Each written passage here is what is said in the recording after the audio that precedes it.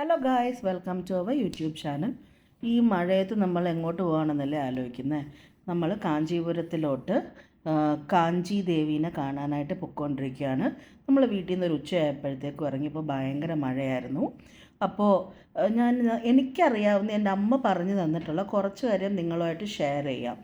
So ഈ കാഞ്ചി കാമാക്ഷി എന്ന് പറയുന്ന ദേവീനെ നമ്മൾ ഗോഡസ് ഓഫ് ലവ്, മദർഹുഡ് എന്നൊക്കെ നമ്മൾ പല രീതിയിൽ പറയും. അപ്പോൾ കാളിദാസൻ പറഞ്ഞിട്ടുണ്ട്, പണ്ട് നഗരങ്ങളിൽ മികച്ചത് കാഞ്ചിയാണ്. സോ അവരുടെ ഭാഷയിൽ പറഞ്ഞാൽ നഗരേഷു കാഞ്ചി എന്നാണ്. സോ ഒരുപാട് ദിവസത്തെ ആഗ്രഹമായിരുന്നു നമുക്ക് ഇങ്ങനെ കാഞ്ചീപുരത്ത് പോകണം, കാണണം എന്നുള്ളത് ദേവീനെ. സോ ഈ പോകുന്ന വഴിയൊക്കെ നല്ല അടിപൊളി, ഭയങ്കര ഒരു ഗ്രാമീയ ടച്ചുള്ളതായിരുന്നു. നമ്മളിങ്ങനെ ആസ്വദിച്ച് പോകുന്ന വഴി മുഴുവൻ എൻജോയ് ചെയ്താണ് പോയത്. പണ്ട് കാഞ്ചീപുരത്ത് കാമാക്ഷി ദേവി പ്രത്യക്ഷപ്പെട്ടിട്ടുണ്ട്.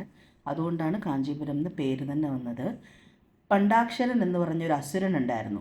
അപ്പോൾ ആ അസുരനെ വധം ചെയ്യാനായിട്ട് 9 വയസ്സുള്ള ബാലികയുടെ അപ്പോൾ ദേവിയുടെ പേര് ബാലത്രിപുര സുന്ദരി എന്നാണ്. വധം ചെയ്യാനായിട്ട് അവതരിച്ചിട്ടുണ്ട്. അപ്പോൾ ആ വധം ചെയ്ത് കഴിഞ്ഞ് ദേവി ഭയങ്കര ദേഷ്യത്തിലായിരുന്നു. അപ്പം ദേവിയാണ് ഇത് ചെയ്തതെന്ന് അറിയാതിരിക്കാനായിട്ട് ആകാശത്ത് ദേവി ഇങ്ങനെ മറഞ്ഞിരിക്കുകയായിരുന്നു.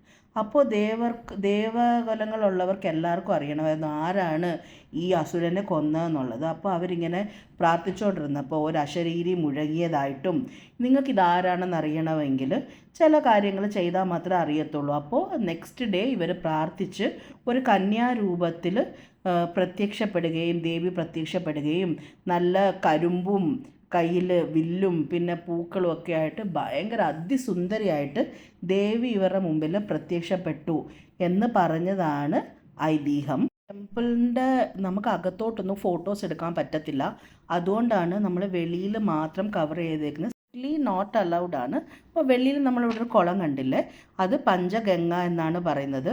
സോ അവിടെ പഞ്ചഗംഗയിൽ വെച്ച് പലതരത്തിലുള്ള പൂജയും എല്ലാം ചെയ്യുമെന്നാണ് പറയുന്നത്.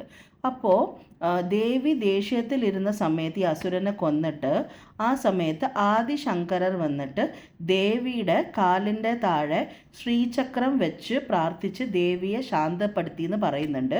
അപ്പോൾ ഇപ്പോഴും ഈ ശ്രീചക്രത്തിന് കുങ്കുമ അർച്ചന ചെയ്യുന്നുണ്ട്.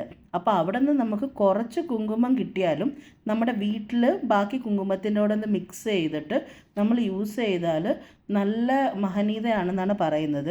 ലക്ഷ്മി കടാക്ഷമൊക്കെ കിട്ടുമെന്നാണ് പറയുന്നത്. അപ്പോൾ അതുകൊണ്ട് അവിടെ നിന്ന് നമ്മളും കുറച്ച് കുങ്കുമം കിട്ടിയത് നമ്മൾ വാങ്ങിച്ചുകൊണ്ട് വന്നിട്ടുണ്ടായിരുന്നു. ഇപ്പോൾ ഈ കാണുന്നതാണ് അവിടുത്തെ കുളം എന്ന് പറയുന്നത്. അപ്പോൾ അത് കഴിഞ്ഞിട്ട് അവിടെ നമുക്ക് പുളിയോദരൈ അങ്ങനെ ഒരുപാട് വഴിപാട് കഴിഞ്ഞിട്ടുള്ള പൂജാ സാധനങ്ങളൊക്കെ തന്നു. അപ്പം നമ്മളതൊക്കെ വാങ്ങിച്ചു. അപ്പം നല്ലൊരു ദിവസമായിരുന്നു. ഇത് നമ്മൾ തിരിച്ച് ഓൺ ദ വേ വീട്ടിലോട്ട് പൊയ്ക്കൊണ്ടിരുന്നതാണ്. സോ എനിക്ക് കാഞ്ചി കാമാക്ഷിനെ കുറിച്ച് അറിയാവുന്ന കുറച്ച് കാര്യങ്ങളാണ് ഞാൻ ഷെയർ ചെയ്തത്. നമ്മൾ ദേവീനെ കണ്ട ഹാപ്പിനെസ്സുമായിട്ട് എല്ലാം കൊണ്ട് നമ്മൾ വീട്ടിൽ തിരിച്ചെത്തി. If you like our video, please like, share and subscribe.